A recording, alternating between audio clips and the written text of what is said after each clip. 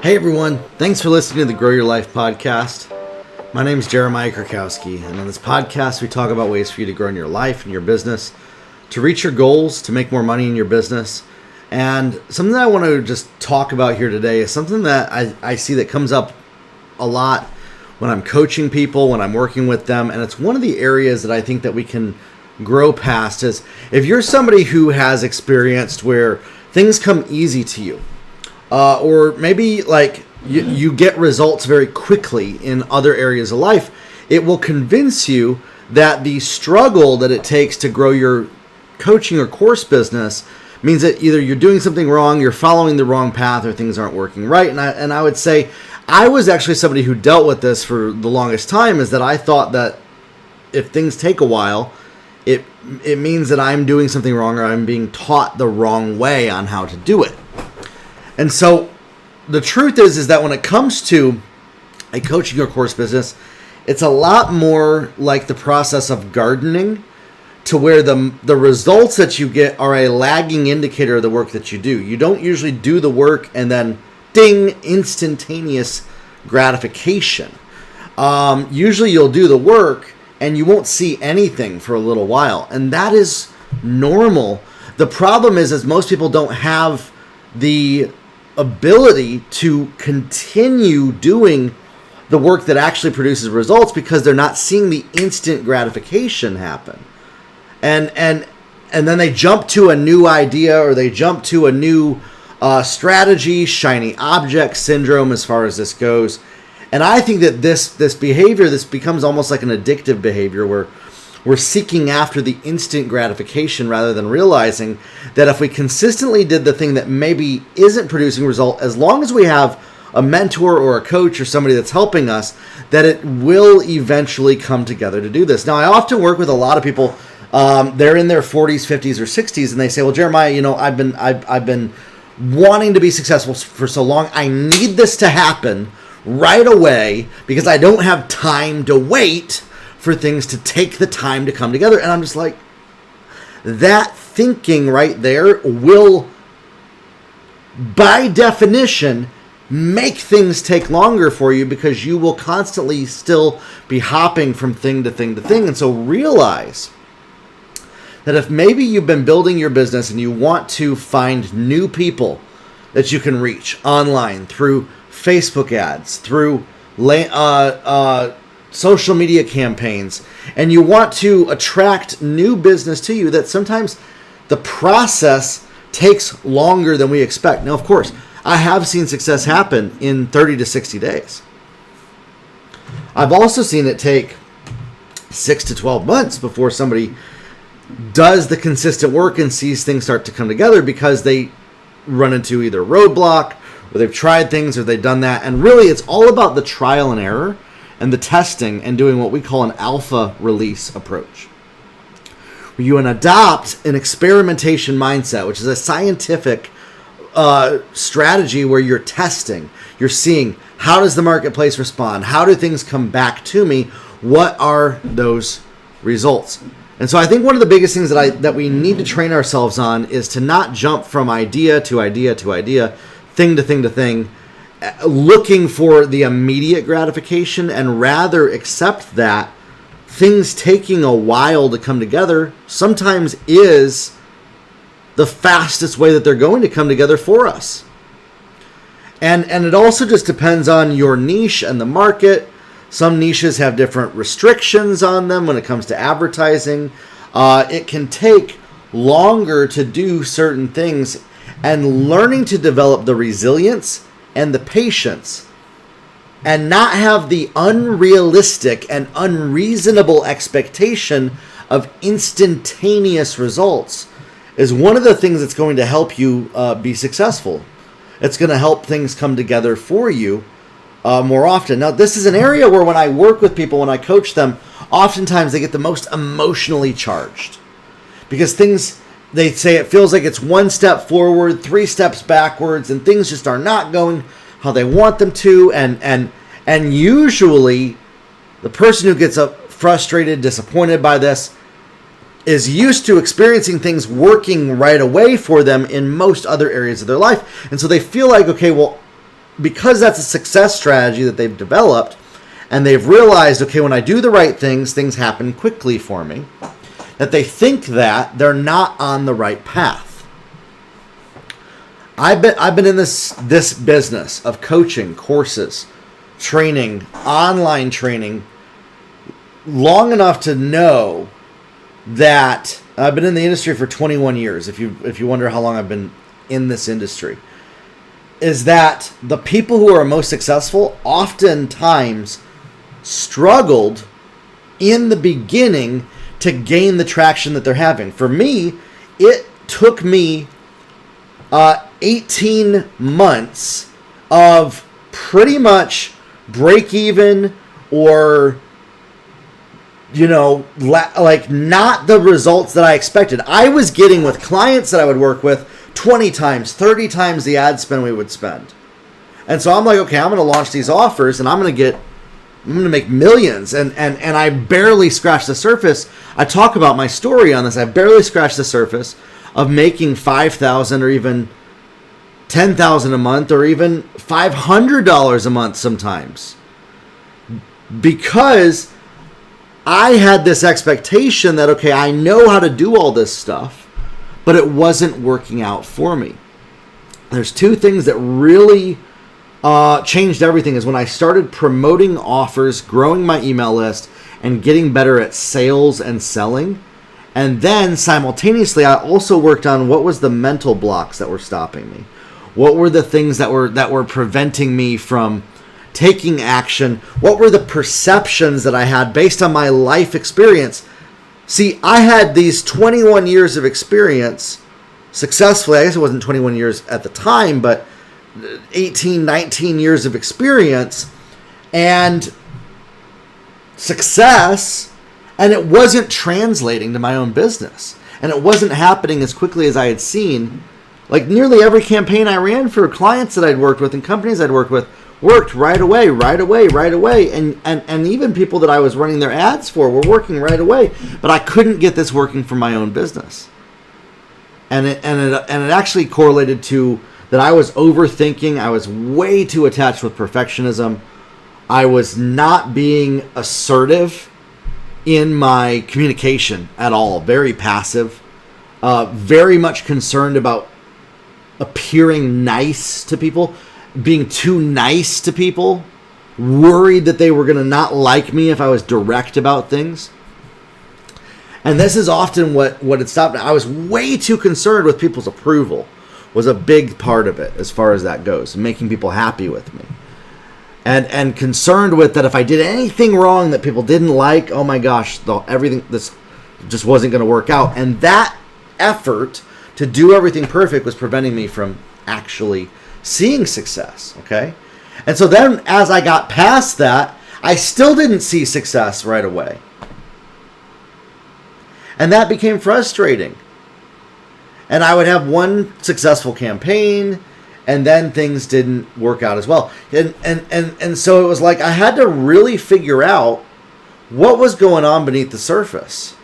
What was really stopping me from being able to reach people. One of the number one things was that I was not being direct with people, was one of the big things.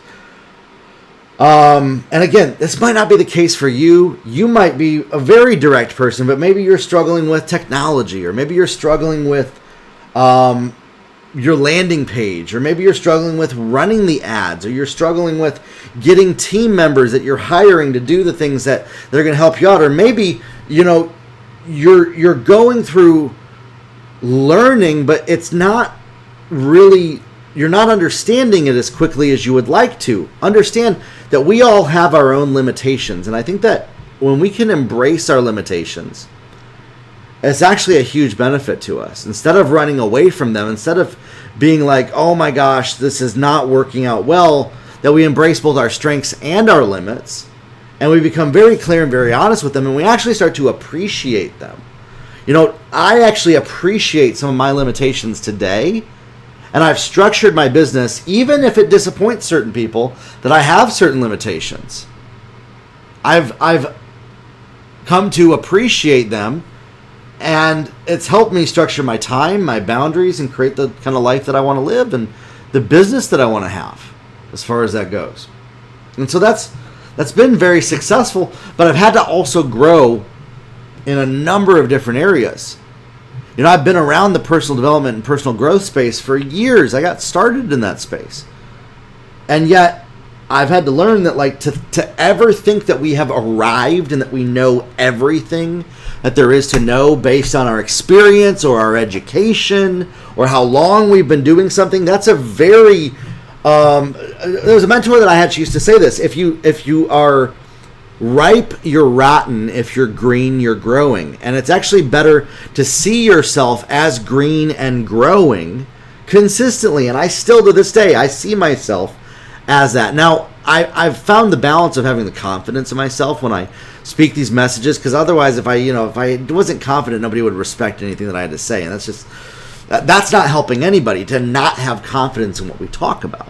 But at the same time, I'm always open to, what are new things that I can learn? I was just listening to 2 incredible audiobooks today. I mean, they were amazing, that unlocked new things. The Disease to Please is an incredible audiobook by Harriet Breaker. Love that one. And then another one that I was reading as well, The Hard Thing About Hard Things by Ben Horowitz. It was an incredible audiobook that's all about the hard stuff of building a business, and his, how pretty much he lost everything multiple times, and yet that was actually what got him to building a company from 0 to $1.6 billion during the hardest time to build a tech company, between the years 2001 to 2007, when everybody said that it was virtually the stupidest thing in the world to build one of those businesses. And so I thought that those books were amazing. I'm constantly learning new things and new strategies. I want to go off on a tangent on that. I just wanted to just encourage you that there's always areas that we can grow in. There's always areas that we can become better, even if we're an expert in a certain field. Even if we feel like we know everything about what it takes to be successful and that we don't have to learn anything, taking personal ownership of, if something's not working out in my life, how am I able to take responsibility for that? And it's not that it's your fault, right? It's not that it's your fault, but for instance, if you hire people that they don't respond to you or they don't work well with you, take responsibility for the fact that you hired those people. And you can always hire other people. And instead of complaining and wishing that people were different, accept how they are. You're not going to really change people by complaining, by whining, by saying, oh, they should be different, they should be doing this differently, they should be offering this, or they should be doing this, and this isn't right, and I don't feel served in this way, and things like that. Instead of focusing in on what you're not getting from people, realize that one of the number one ways that you can grow is to learn how to take personal responsibility for what you can control. And listen, we can't control other people, no matter how well we are at manipulating them or talking or persuading them. That there comes a time where, especially if you're working with good people that are actually high quality people, that they're not going to be able to be pushed around by you saying certain things that you're used to using to get people to do the things that you're used to doing. And here's one of the biggest things that I'm just going to say is that most of the time, a lot of the coaches, trainers, and mentors that I meet, they're very good at manipulating other people in some parts of their life. They're very good at getting their way, managing, maintaining, controlling the feelings and emotions of others. And it's one of those areas that you got to learn to let go of that. That for us to get the kind of sales that we want, we actually have to let go of trying to make the result happen. We control what we can do. The marketing, attracting the right client, doing the most confident sales pitch, sales message, which, by the way, is a form of serving people. It's not sleazy. It's not slimy. It's not a bad thing at all.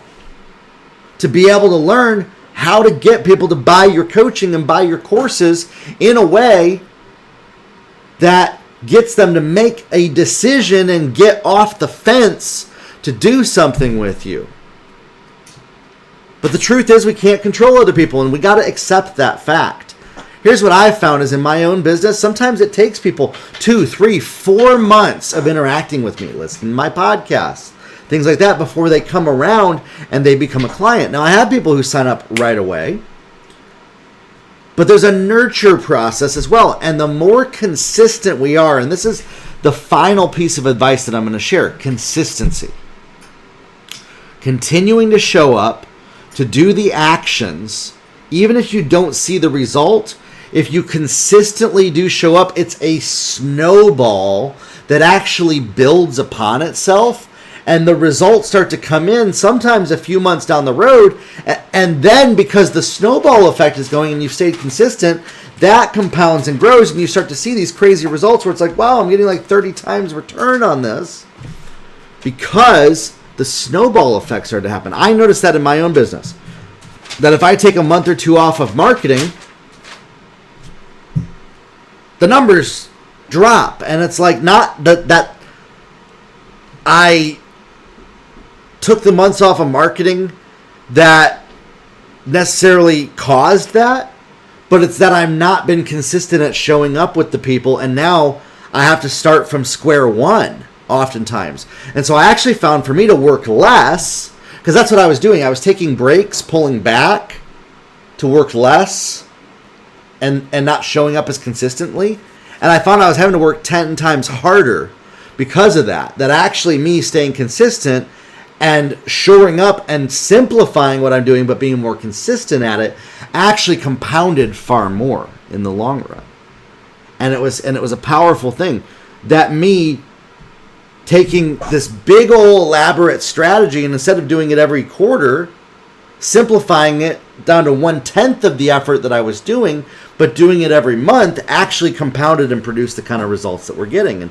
And that's if I look back at every single coaching and course business that we've built that's been successful, it had an element of that where things really started to grow, is consistently showing up, attracting new people, while serving and simultaneously nurturing the existing ones, and putting them all into this bucket where we're serving the new people and the existing ones, and we're removing the ones that are not a good fit for what we're doing.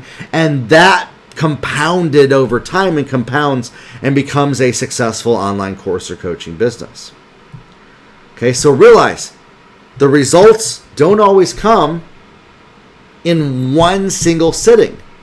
But the more consistent you are, the better they are to compound over time, because you end up building trust with people that they may not have signed up with you right away, but they might next month or the month later or the month after that. And when you can learn to connect with new people and you make a deep connection with them, that it's not about just giving them information, regurgitating information, but you're actually making a deep connection with the people, that's what builds the trust. And trust is what turns into sales in your business. Okay? So hopefully, listen, I get it. This message is not sexy. I doubt very many people listened all the way to the end of this podcast episode, because it probably triggered a lot of different areas in people that they are dealing with, that they are avoiding, that they don't want to hear. But it's so important that you grasp this, that you understand that the results you're actually seeking come from consistent patience and consistently showing up, and not being sporadic, or not jumping from idea to new strategy, to new platform, to new way of doing things, but that it's rather sticking with one thing that's proven. And even if it's not producing the results right away, that actually the art of sticking with that thing. And what we usually do is we adjust slightly the ad copy, the words that are in the ads, the words that we're saying in the ad, and the words that are on the landing page. We adjust that based on the feedback that we get from people. So we're adjusting that becomes fuel that goes on our fire, and then we're able to train the ad algorithm to attract the right people that will end up ultimately becoming our clients.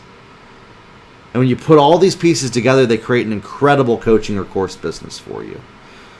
And so listen, I want to see you succeed. And the reason why I'm sharing this is because I believe that if you start to apply this, maybe you've been struggling to see the results for a while, that if you start to apply what I've just shared in this episode, first and foremost, taking personal responsibility of what can I do to improve things? Instead of becoming disappointed by having unreasonable or unrealistic expectations of other people of what you think they should do, look at what can I do?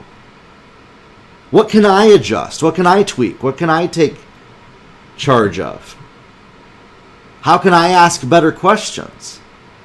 How can I be a little bit more resilient when things don't work out as well?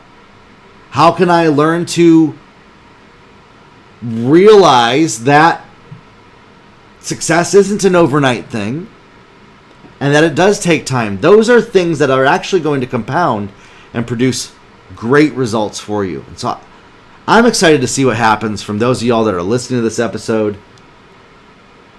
And I cannot wait to see you be successful. Grow your life, everybody, and we'll talk soon. Have a good one.